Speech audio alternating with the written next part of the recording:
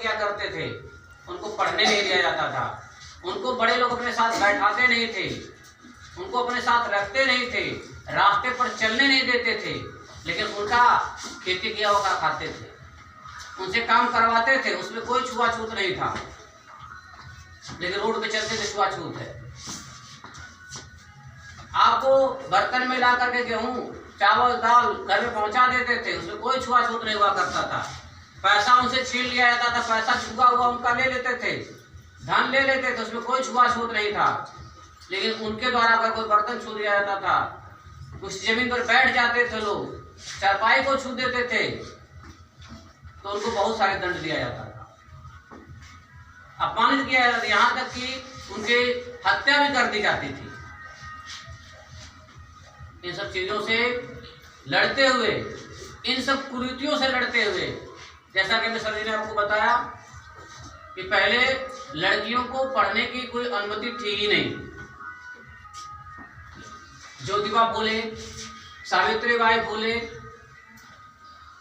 अंबेडकर जी, पेरियार साहब ने जो शिक्षा दिया है और बच्चियों की शिक्षा के लिए जो उन्होंने प्रयास किया, वो बहुत ही सराहनीय है, जिसके लिए बहुत सारी मेहनत किया। लड़कियों के लिए अगर शिक्षा के लिए सबसे पहला स्कूल खोला था तो सावित्रीबाई फूले ने खोला था। मुस्लिम महिलाओं के लिए सबसे पहले शिक्षा किसने दिया तो सावित्रीबाई फूले ने दिया। अंबेडकर साहब ने कहा कि जितना अधिकार बच्चों की शिक्षा पर है, जितना शिक्षा को पढ़ने का अधिकार बच्चों का है, लड़कों का है, उतना ही अधिकार लड़कियों का भी है। सोच लो, अभी आज के समय में कुछ लोगों का नाम आप सुनते होंगे, डॉक्टर विकासदीप कीर्ति जी का नाम सुनते होंगे, खान सर का नाम सुनते होंगे। उनसे पूछिए, वो लोग कहते हैं कि अगर लड़कियों के लिए, खास करके लड़कियों के लिए, जितना आप लोग किसी और की पूजा पाठ करते हो, अगर आपके लिए वास्तव में कोई पूजने का व्यक्ति है, पूजने लायक कोई इंसान है, तो डॉक्टर भीमराव अम्बेडकर है। सबसे पहले आपको डॉक्टर भीमराव अम्बेडकर की पूजा करनी चाहिए। हमें उस व्यक्ति की पूजा करनी चाहिए जो हमें सम्मान दिलाया, जो हमें शिक्षा दिलवाया, जो हमें रहने का सम्मान दिलाया, जो हमें कपड़े पहनवाया, लोगों के साथ बैठने का अधिकार दिया, हमें शिक्षा का अधिकार दिया, पढ़ने लिखने का अधिकार दिया। आप उसका सम्मान करोगे या जिसने आपको कुछ नहीं दिया, जिसको आपने देखे नहीं, जो आपको लड़ाई करवा देता है। धर्म की चीजें ऐसी होती है जो लड़ाई करवा देती हैं। कोई कहेगा भाई हम राम को मान दे, कोई राम अल्लाह को मान दे, कोई गुरु को मान दे, कोई ईसा मसीह को मानता है और अपने में लड़ रहे हैं।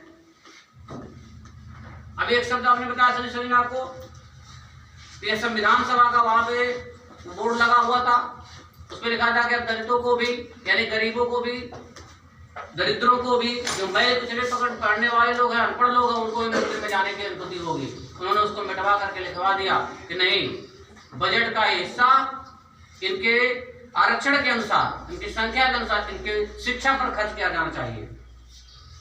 जिसको पढ़ करके क्या मंदिर में जाकर के कोई आईएएस बन सकता है, आपकी बिल्डिंग बन सकती है, आप इंजीनियर डॉक्टर बन सकते हो, उससे जन्मने से आपको कुछ काम नहीं हो सकता है। चाहे कोई भी देवी देवता हो, उसको पूजने से आपके अंदर शिक्षा नहीं। मत पढ़िए, स्कूल में मत आइए, सिर्फ घर में बैठकर पूजा करिए, मंदिर में जाके पूजा करिए। क्या पढ़ने आ जाएगा आपको?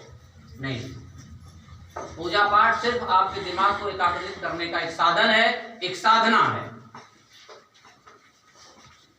और एक नियम बना दिया गया, आप ईश्वर के नाम पे पूजा करते हो, अपने दिमाग को एकाग्रित करते हो, जिससे आपका माइंड कंसंट्रेट होता है और कोई काम करते हैं तो अच्छी तरह से होता है।